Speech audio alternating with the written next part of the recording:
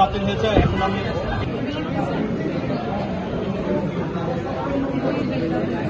আমি প্রত্যেকটি বুথ ঘুরে দেখলাম, অত্যন্ত চমৎকার পরিবেশে ভোট গৃহীত হচ্ছে। এখানে জানেন যে 2900 ভোটার রয়েছে এবং 29টি বুথ রয়েছে আমাদের এখানে। কয়েকজন প্রার্থীর সাথে দেখা হলো, ভোটাররা they are all satisfied with the environment. আমাদের এখানে ম্যাজিস্ট্রেট রয়েছেন 2 জন এবং পুলিং অফিসার, আমাদের অতিরিক্ত জেলা ম্যাজিস্ট্রেটও উপস্থিত রয়েছেন। আপনারা জানেন যে ঢাকা থেকে অবজারভার এসেছেন এবং তারা সবাই সন্তুষ্ট পরিবেশে। আমি আশা করি ত্রয়োদশ জাতীয় সংসদের মধ্য দিয়ে যে অবাধ, নিরপেক্ষ এবং সুন্দর ভোটাধিকার প্রয়োগ শুরু হয়েছে, প্রত্যেকটি ইলেকশনেই আমরা অত্যন্ত সুন্দরভাবে নিতে সক্ষম হব। এবং আজকে প্রথমেই বলেছি যে এই রাজশাহী চেম্বার অফ কমার্সের নির্বাচন শতভাগ সুষ্ঠু এবং নিরপেক্ষভাবে অনুষ্ঠিত হবে। ভোটাররা যাদেরই ভোট দিবেন, যারা নির্বাচিত হবেন, তারা ভোটারদের প্রকৃত প্রতিনিধিত্ব করবেন। আমরা ভোটটি অত্যন্ত সুন্দর এবং নিরপেক্ষভাবে অনুষ্ঠান করতে সক্ষম হব আশা করি। আমি আশা করি এই ধরনের কোনো কারচুপি করার সুযোগ নেই এবং হওয়ারও সম্ভাবনা খুবই কম, এবং হবেও না। যদি হয় তারা প্রপার আইনগত ব্যবস্থা আমরা গ্রহণ করব। দীর্ঘ 17 বছর পরে চেম্বার অফ কমার্সে একটা আনন্দমুখর পরিবেশে ভোট হচ্ছে এবং এখানে প্রায় যা দেখা যাচ্ছে তাতে আনুমানিক 80% ভোটার উপস্থিত হয়েছে।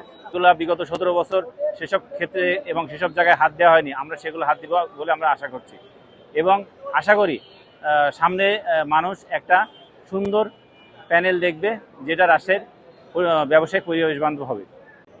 17 বছর পরে আমাদের Rajshahi chamber of commerce and industry election হচ্ছে এবং ইলেকশনটা আপনারা নিজেরাই দেখছেন 100% নিরপেক্ষ ইলেকশন হচ্ছে। আমাদের এই চেম্বারের ব্যবসায়িকদের জন্য আমাদের কাজ, ছোট বড় সবার জন্যই কাজ। আমাদের নিজের আমার আর পাওয়ার কিছু নাই, কারণ আমার বয়স প্রায় 76 হয়ে গেছে। আমার নিজের জুটমেল আছে, কনিষ্ঠ আছে, ফলমূলে কনিষ্ঠ সবই আছে। আল্লাহ এখন আমার 2 ছেলে আছে, 2 ছেলে দেখাশোনা। আমরা এখন মানুষের সেবা করতে পারলে, ব্যবসায়ীদের সেবা করতে পারি, এটাই আমাদের কাছে কাজ। আমরা ইনশাল্লাহ রাজশাহী উন্নয়নের জন্য ব্যবসায়ীদের খেদমত করতে পারি এই আশা করছি আমি। এবং আমাদের রাজশাহীতে ব্যবসা নাই, আমার মাত্র 6টা জুটমেল, দাবিতে আমার একটা 4টাই বন্ধ হয়ে আছে, 2টা চলে আসে। কিছু কারণ আছে, গভর্নমেন্টের এখানে ব্যাপার আছে। ইন্ডিয়াতে যে বহু সুবিধা জ্ঞান দেয়, সেই সুবিধা জ্ঞান আমাদেরকে দেয় না আমাদের গভর্নমেন্ট। আমাদের বাংলাদেশ এবং ইন্ডিয়া এই 2টা দেশই পাঠ হয়, আর কোথাও পাঠ হয় না দুনিয়ার। আমি অন্তত 50টা দেশ ঘুরেছি, কোথাও হয় না। কিন্তু ওরা যে সুবিধা বা ইন্টারেস্ট যে ব্যাংকের দেয়, সেটা আমাদের এখানে দেয় না। এই বড় একটা বাধা। ব্যবসায়িকের জন্য যদি কিছু করতে পারি, এটাই আমাদের কাজ। ব্যবসায়িকদের উন্নয়ন হবে, দেশও উন্নয়ন হবে।